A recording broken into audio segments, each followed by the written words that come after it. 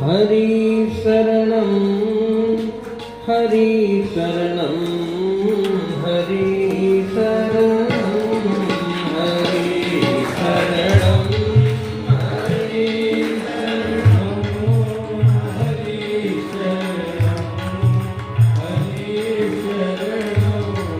देखिए, अभी आप लोग सुन रहे थे, हमारे व्यासी बता रहे थे सृष्टि के सबसे पहले 4 ऋषि सनत, सनंदन, सनातन, सनत कुमार, और उनका ये मंत्र है हरि शरणम। इस मंत्र का प्रभाव जानते हो? बुढ़ापा नहीं आता। ये 4 ऋषि इसको बोलते हैं और 5 साल के ही बने रहते हैं। तो यदि बुढ़ापा आपको अच्छा लगता हो तो न बोलो अथवा बेमन से बोलो, लेकिन शायद बुढ़ापा किसी को अच्छा नहीं लगता, इसलिए सभी लोग भाव से सभी लोग बोले हरि शरणं हरि शरणं हरि शरणं हरि शरणं हरि शरणं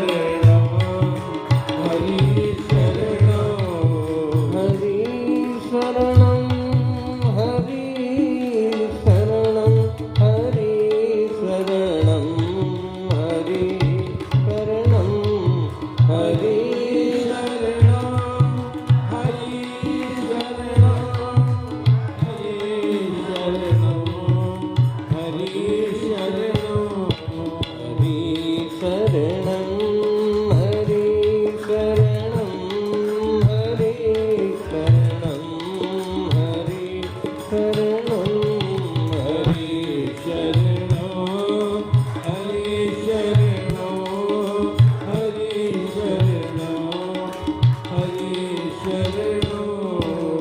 पकड़ लो बाह बनवारी, नहीं तो डूब जाऊंगा। पकड़ लो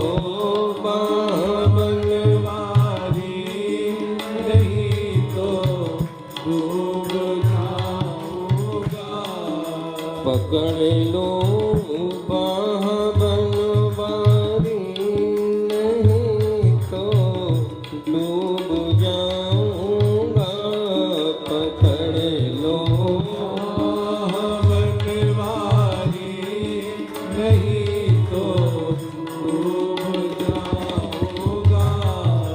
हमारा कुछ न बिगड़ेगा, आपकी लाज जाएगी। हमारा कुछ न बिगड़ेगा, आपकी लाज जाएगी। हमारा कुछ न बिगड़ेगा, आपकी लाज जाएगी। हमारा कुछ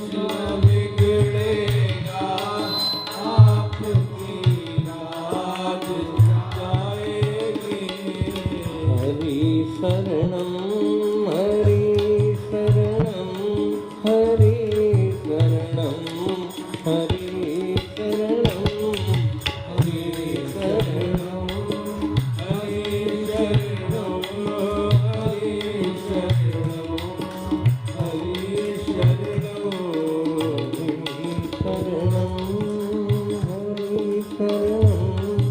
हरि शरणं हरि शरणं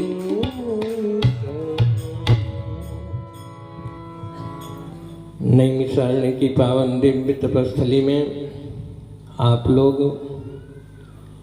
श्रीमद् भागवत महापुराण की कथा हमारे व्यास जी के मुख से सुन रहे हैं। एक माता हुई हैं जिनका नाम था आनंदमयी माँ। सुना होगा, बड़ी सिद्ध माता थी। वो एक बात कहती थी कि भगवान की कथा वो तो कथा, बाकी सब व्यथा। और व्यथा से बचना चाहो तो सुनो भगवान की कथा। जो कथा सुनते हैं वो व्यथा से दूर रहते हैं। आप लोग यहाँ घर छोड़ करके, नगर छोड़ करके ऐसे नहीं आए। कुछ चीज़ें ऐसी होती हैं जिनका लाभ प्रत्यक्ष दिखाई देता है। संसार की कोई वस्तु दे दे, रुपया दे दे, सोना दे दे, पद दे दे, प्रतिष्ठा दे दे, दिखाई पड़ता है। लेकिन कथा से क्या मिलता है? कुछ दिखाई देता है। लेकिन जो चीज़ दिखाई नहीं देती है वो बड़े पावरफुल, बड़े महत्व की होती है। व्यास जी क्या सुना रहे हैं? केवल शब्द सुनाई पड़ते हैं लेकिन दिखाई नहीं पड़ते। भगवान कहीं दिखाई पड़ते हैं? फिर गाथा सब क्यों उनकी गाते हैं? संसार दिखाई पड़ता है लेकिन संसार में जो जाता है वही अशांत, वही दुखी, आक्रांत, आकुल, व्याकुल, भयाकुल। और भगवान की तरफ जो चलता है वही आनंद से। तो कहने का तात्पर्य है कि जो कथा आप सुन रहे हो ये साधारण नहीं। भागवत महापुराण के माध्यम से आपको सत्य का संग कराया जाता है, सत्य से आपका परिचय कराया जाता है। भागवत का प्रारंभ ही होता है सत्यम परम धीमहि, और विराम होता है तो वहाँ भी सत्यम परम धीमहि, अर्थात सत्य से आपको जोड़ा जा रहा है। सत्य, सत्संग। सत्संग किसको कहते हैं? कि जाने हुए असत का त्याग हो जाए, यही सत्संग। जिसको जान लेते हो कि असत है उससे हट आओ और सत्य से जुड़ जाओ, यही सत्संग। तो सत्संग की बड़ी महिमा है। आप जो सत्संग कर रहे हैं भागवत महापुराण से, इसकी बड़ी महिमा है। एक बार दो महापुरुषों का वाद हुआ। महापुरुषों का वाद होता है, विवाद नहीं। वो दो महापुरुष कौन थे? एक थे विश्वामित्र जी, एक वशिष्ठ जी। वशिष्ठ जी कहते थे कि सत्संग बड़ा है, विश्वामित्र कहते थे तप बड़ा है, क्यों तपस्वी थे। दोनों का जब वाद हुआ तो कहा फैसला किससे कराया जाए? तो दोनों ब्रह्मा जी के पास चले गए और ब्रह्मा जी से जब कहा, अपना अपना पक्ष रखा, कहा कि मैं कहता हूँ कि तप बड़ा है, वशिष्ठ जी कहते हैं सत्संग बड़ा है, आप हमारा फैसला कर दो। तो ब्रह्मा जी ने कहा कि दोनों महापुरुष शिखर के हैं, कौन झंझट में पड़े। तो उन्होंने कहा अभी हम सर्जन प्रक्रिया में लगे हैं, हमारी बुद्धि में रजोगुण है, हम आपका फैसला नहीं कर सकते। तो दोनों महापुरुषों ने कहा फिर रास्ता ही बता दो, किससे फैसला कराएं। तो ब्रह्मा जी ने कहा शेष भगवान खाली रहते हैं, उनके पास चले जाओ। तो दोनों महापुरुष शेष भगवान के पास पहुँचे।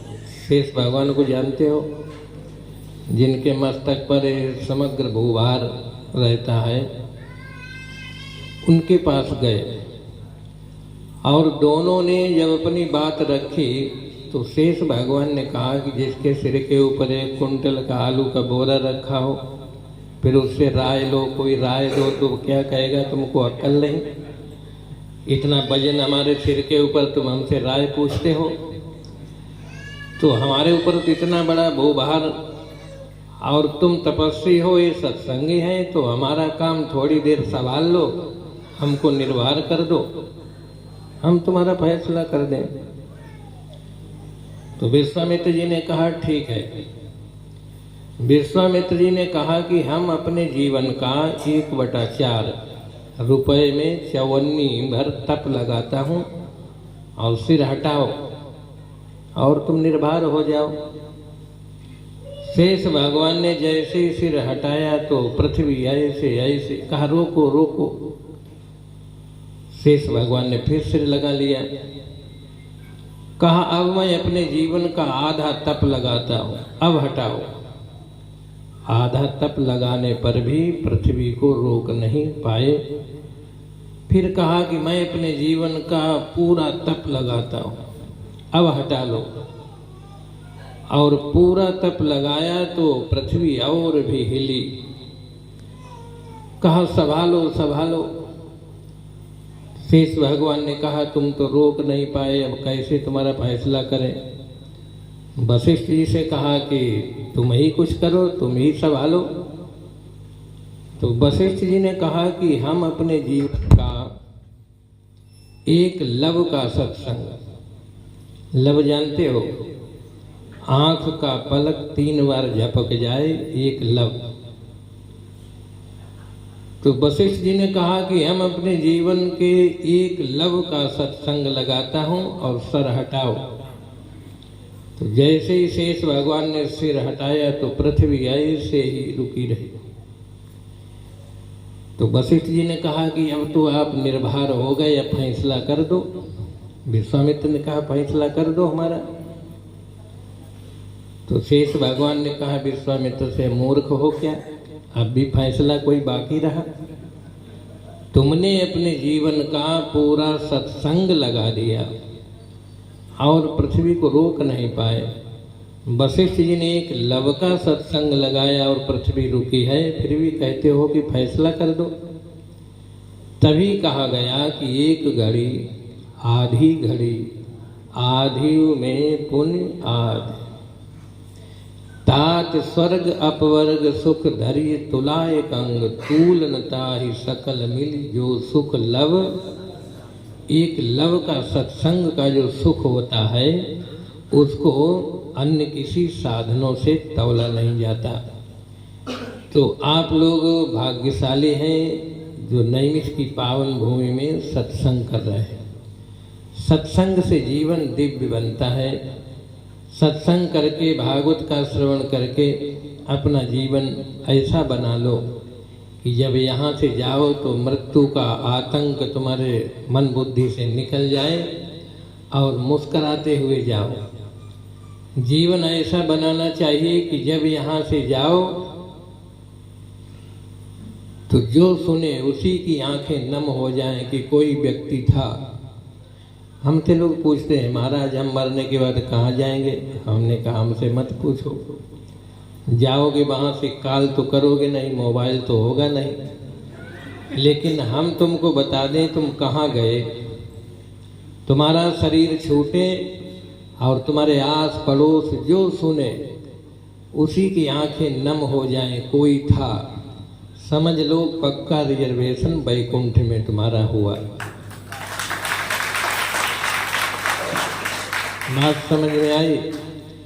और तुम्हारे मरने के बाद में पड़ोसी घी के दीपक जलाए तो समझ लेना कि पक्का रिजर्वेशन नरक में यमराज के है।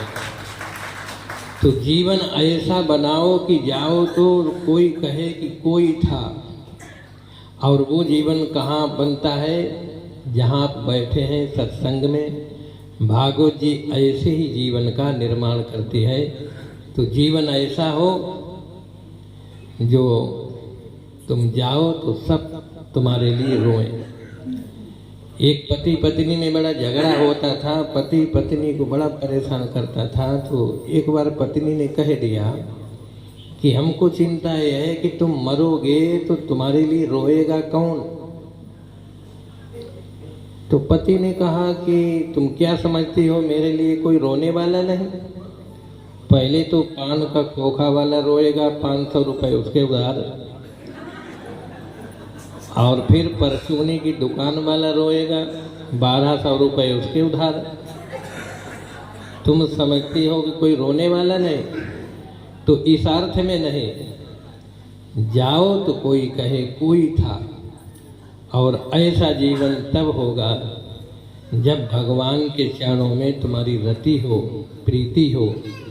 ये भागवत भगवान के चरणों में प्रेम कराता है और संसार से जो मोह है उसके बंधनों को ढीला कर देता है और जीव परम भागवती गति को प्राप्त होता है। तो हमारे व्यास जी बड़ी सुंदर 7 दिन आप लोगों को भागवत के माध्यम से परिक्रमा कराएंगे नैमिषारण्य की भूमि में।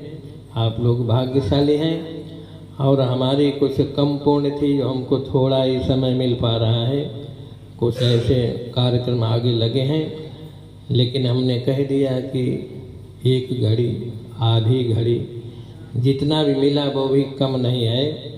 हमने कल से व्यास जी को सुना, बड़ा आनंद आ रहा था। आप लोग प्रेम से कथा सुनिए, तीर्थ का आनंद लीजिए और अपने जीवन को दिव्य बनाइए। अब 1 मिनट भगवान का पावन नाम, फिर वाणी को विश्राम। श्री कृष्ण गोविंद हरे मुरारे, श्री कृष्ण गोविंद हरे मुरारे, श्री कृष्ण गोविंद हरे मुरारे, श्री कृष्ण गोविंद हरे मुरारे। हे नाथ नारायण वासुदेवा, हे नाथ नारायण वासुदेवा, हे नाथ नारायण वासुदेवा, हे नाथ नारायण वासुदेवा। श्री कृष्ण गोविंद हरे मुरारे, श्री कृष्ण गोविंद हरे मुरारे। हे नाथ नारायण वासुदेवा, हे नाथ नारायण वासुदेवा, हे नाथ नारायण वासुदेवा, हे नाथ नारायण वासुदेवा, हे नाथ नारायण वासुदेवा, हे नाथ नारायण वासुदेवा। श्रीमद् भागवत महापुराण की, नैमिषारण्य धाम की, सद्गुरुदेव भगवान की। इन्हीं शब्दों के साथ वाणी को विश्राम। सबको बहुत बहुत मंगलमय कामनाएं, बहुत बहुत आशीर्वाद। अब आप लोग प्रेम से आरती